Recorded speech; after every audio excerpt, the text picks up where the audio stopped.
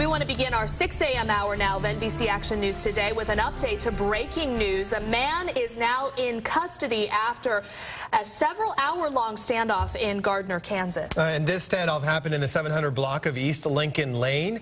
Jake Peterson is live outside the apartment complex where this is all happening with more. Jake, what's the latest on this police standoff? Well, good morning to you, Curtis. 5 hours after the standoff began, it has now ended safely. Police say within the last 20 minutes, they took a 26-year-old man into custody. He was tased when he came out of the apartment complex, but he is now in the custody of the Jackson County Sheriff's deputies. Now, let's take you back to 12:45 this morning when this all began.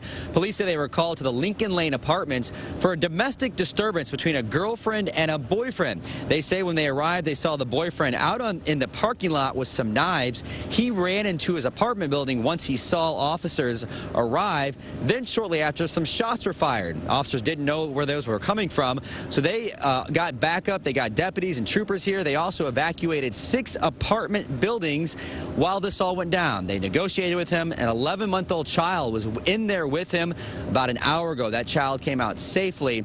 Police say all in all, this had a great outcome.